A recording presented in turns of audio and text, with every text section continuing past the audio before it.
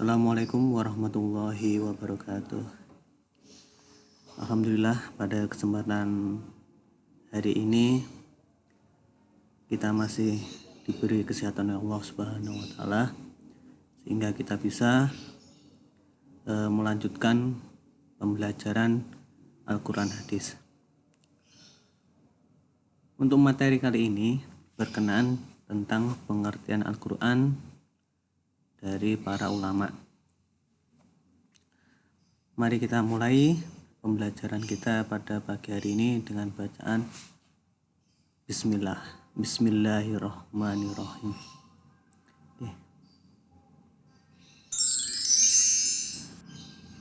Ada 3 poin penting dalam pembahasan Al-Qur'an.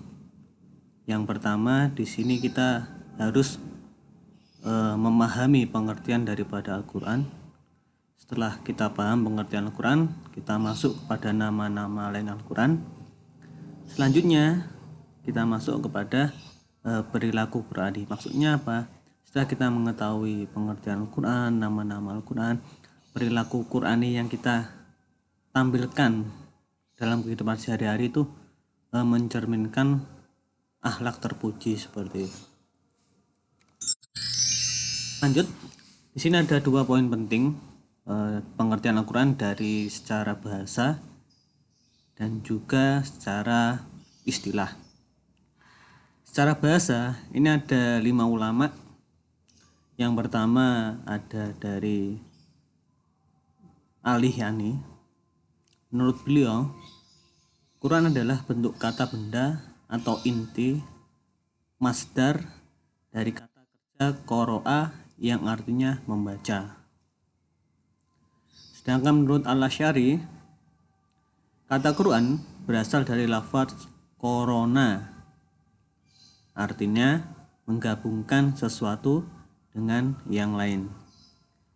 Menurut Al-Faro, asal kata Al-Quran adalah lafaz qoro'inun yang merupakan bentuk jamak dari kata qorinatun yang berarti petunjuk atau indikator. Yang keempat, menurut Az-Zujaj, kata Al-Quran berasal dari kata sifat dari Al-Qur'u yang mengikuti susunan pola wazan fu'lanun yang artinya al-jam'u, yaitu kumpulan. Yang terakhir, menurut Asy-Syafi'i. Menurut Imam Asy-Syafi'i, beliau berpendapat bahwa kata Al-Quran menurut Imam Syafi'i tidaklah berasal dari kata apapun. Quran adalah isim alam, nama aslinya Al-Quran itu sendiri. Jadi menurut Imam Syafi'i, Al-Quran ya namanya itu sendiri, Al-Quran itu sendiri.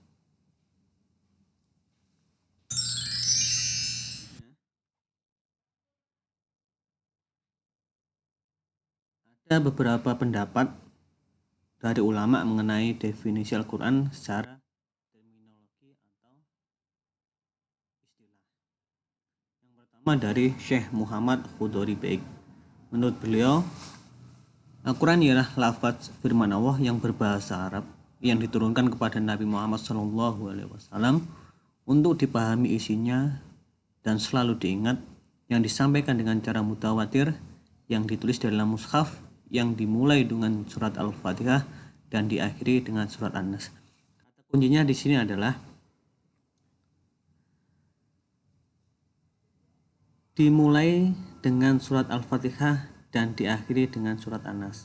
Biasanya kalau dalam soal ujian seperti itu ya, ada pengertian Al-Quran yang di situ di belakangnya ada diawali dengan surat Al-Fatihah dan diakhiri dengan surat An-Nas. Oh, berarti ini dari Syekh Muhammad Khudori Baik. Selanjutnya dari Subhi Soleh. Beliau mengatakan, Al-Quran adalah kitab Allah yang mengandung mukjizat yang diturunkan kepada Nabi Muhammad SAW, yang ditulis dalam mushaf-mushaf, yang disampaikan secara mutawatir dan bernilai ibadah bagi yang membacanya. Kata kuncinya di sini, bernilai ibadah bagi yang membaca. Kalau ada pertanyaan dalam ujian, kalau ada pertanyaan ada pengertian Al-Quran, terus di belakangnya ada bernilai ibadah bagi membacanya, berarti ini dari sebuah soleh. Selanjutnya dari Muhammad Abduh.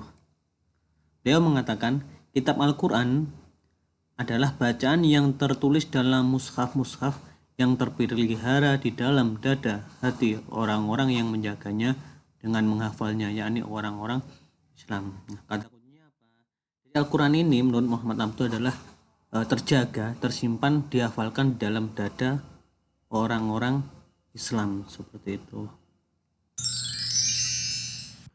Oke, saya kira cukup di situ dulu. Mudah-mudahan bermanfaat. Minggu depan kita lanjut mengenai nama-nama lain Al-Quran. Dan saya akhiri. Assalamualaikum warahmatullahi wabarakatuh.